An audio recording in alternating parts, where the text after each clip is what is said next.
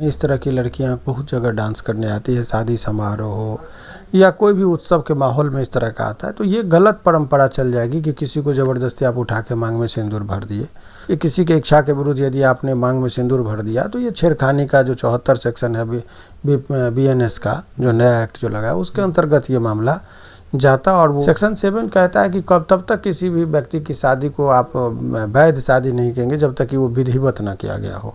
और court marriage is no marriage का Indian evidence act के मुताबिक उसका कोई मान्यता नहीं, जिसको आप समझ रहे हो कोर्ट मैरिज जिसको लोग समझ रहे हैं। एक जो आप गए हाई माने कोर्ट में आप वहाँ से सर्टिफिकेट लेके आ गए तो वो शादी की मान्यता एफिडेविट की शादी की मान्यता कोर्ट में नहीं है कहते हैं। तो सेक्शन 74 जो मैंने कहा और पहले जैसे 354 था IPC का 504 506 धमकी देना, गाली गलौज करना, इंसल्ट करना, तो इंसल्ट तो हुआ है तो उस सब चीज़ के तहत जो है सो मामला दर्ज होता है। ये बता दें कि अगर उनको अगर सजा हो तो कितने दिन की सजा हो सकती है? इसमें 7 साल तक के सजा का प्रावधान है ट्रायल। जिस तरीके से अभी सोशल मीडिया पे आरती फारूक गुलशन का मैटर चल रहा है और जिस तरीके से हर जगह अभी हर सोशल मीडिया पे इन्हीं दोनों का चर्चा चल रहा है, लेकिन इसमें कहीं ना कहीं ये भी बात सामने आ रहा है कि अगर पारो आरती को अगर गुलशन एक्सेप्ट नहीं करते हैं और भरे समाज के बीच में किसी के इच्छा के विरुद्ध अगर ये काम हुआ है तो इस पर क्या कानूनी कार्रवाई हो सकता है और क्या कुछ हो सकता है, गुलशन के लिए क्या परेशानियां बढ़ सकती है,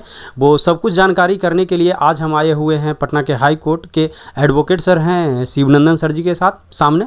तो आज इन्हीं से कुछ बात करते हैं। सबसे पहले सर स्वागत है जी। बहुत बहुत शुक्रिया आपका भी। कैसे हैं सर? देखिए ये जो पूरा प्रकरण जो आप लोगों ने जो जिस बिंदु पर हम लोग चर्चा कर रहे हैं तो आरती के साथ क्या हुआ, गुलशन के साथ क्या हुआ, उस चीज़ पर हम लोग बहुत व्यक्तिगत टीका टिप्पणी नहीं करेंगे। लेकिन समाज के अंदर चूँकि बहुत जगह आप सांस्कृतिक कार्यक्रम होते हैं, इस तरह की लड़कियां बहुत जगह डांस करने आती है, शादी समारोह हो या कोई भी उत्सव के माहौल में इस तरह का आता है तो ये गलत परंपरा चल जाएगी कि किसी को ज़बरदस्ती आप उठा के मांग में सिंदूर भर दिए। तो ये तो लड़की का समझिए कि सोच है कि वो कंप्रोमाइज़ करके रहना चाह रही है। अगर वो केस कर देती तो बड़ा केस बनता है इसमें, और वो ये किसी के इच्छा के विरुद्ध यदि आपने मांग में सिंदूर भर दिया तो ये छेड़खानी का जो 74 सेक्शन है BNS का जो नया एक्ट जो लगा है उसके अंतर्गत ये मामला जाता। और वो जो उनका जो इंसल्ट किया गया तो इस सब चीज़ से वो लड़का को जो है सो धाराओं के अंतर्गत ये मुकदमा दर्ज होता और वो परेशान होता। ये तो लड़की का समझिए कि वो कहना है कि नहीं शादी करके हमसे रही, अब चूँकि सिंदूर भर दी, चूँकि वो भावना से ये जोड़ कर देख रही है कि हमारे मांग में जो सिंदूर भर दिया तो मेरा पति हो गया। तो ये हिंदू धर्म का जो सामाजिक चीज़ है वो मांग में जनरली मांग में और लड़की के मांग में सिंदूर तभी डाला जाता है जब कोई शादी करता है। तो इस मान्यता के मुताबिक वो लोग मान रहे हैं। मगर कानूनी पहलू जो है हिंदू मैरिज एक्ट जो 1955 में बना उसका सेक्शन 7 है। सेक्शन 7 कहता है कि कब तब तक किसी भी व्यक्ति की शादी को आप वैध शादी नहीं कहेंगे जब तक कि वो विधिवत न किया गया हो। और विधिवत जो एक टर्म है उसमें के मुताबिक जैसे वरमाला हो, 7 फेरा जो लेता है अग्नि के चारों तरफ वो हो, अन्य जो परंपरा है और कस्टम जो है मंत्रोच्चारण इत्यादि के बीच में माहौल में यदि ये शादी संपन्न होता तो आप लीगली आप कहते कि ये शादी कर लिया। अगर कानूनी तौर के तरीके से देखा जाए जैसे कि एक मतलब कोर्ट मैरिज भी होता है सर, तो कोर्ट में तो इन सब चीज़ों को नहीं दिखाया, तो कोर्ट मैरिज अगर कर लें court marriage is no marriage का इंडियन एविडेंस एक्ट के मुताबिक उसका कोई मान्यता नहीं, जिसको आप समझ रहे हो कोर्ट मैरिज जिसको लोग समझ रहे हैं। एक होता है एफिडेविट पर गए जाइएगा वकील साहब को दे देंगे, वो शादी नहीं होती है।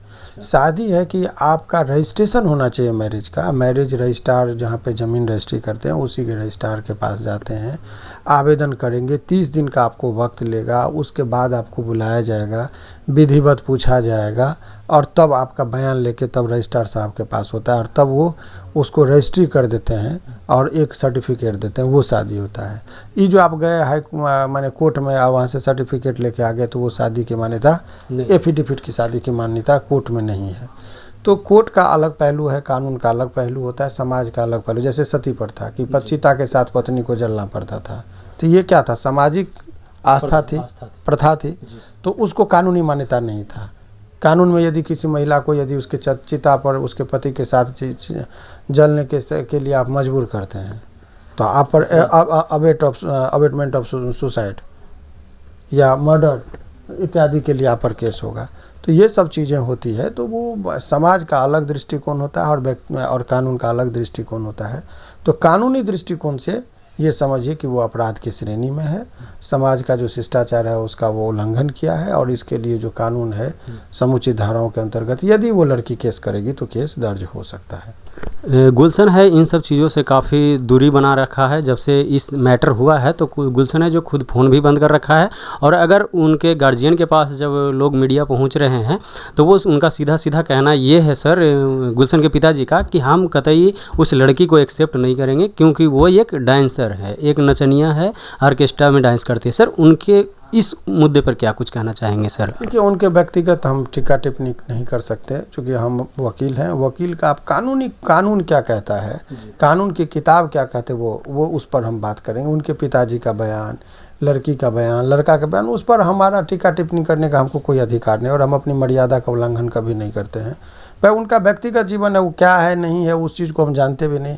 कानून के पहलू तक ही हमको सीमित रहना है, तो उस पर ज़्यादा हम नहीं बोल पाएंगे। तो उसी बात को कह रहे हैं सर कि यदि अगर वो इस तरीके से अगर लड़की केस कर देती है और वो इस तरीके से अगर कोर्ट में भी या थाने में भी इस चीज़ को कहते हैं तो सेक्शन 74 जो मैंने कहा, और पहले जैसे 354 था आईपीसी का, 504, 506 धमकी देना, गाली गलौज करना, इंसल्ट करना, तो इंसल्ट तो हुआ है, तो उस सब चीज़ के तहत जो है सो मामला दर्ज होता है। अब तो बीएनएस में 74 धारा है, सेक्शन 74 है, और अन्य जो धाराएं हैं उसके अंतर्गत मुकदमा दर्ज होता है और वो परेशान होता है। तो इतना ही तक सीमित रखिए, उस पर ज़्यादा बहुत विवेचना करने की जरूरत नहीं है। अच्छा, तो मतलब सर थोड़ा सा ये बता दें कि अगर उनको अगर सज़ा हो तो कितने दिन की सज़ा हो सकती है? इसमें 7 साल तक के सज़ा का प्रावधान है ट्रायल में, लेकिन बेल उल में इसमें आसानी से हो जाती है।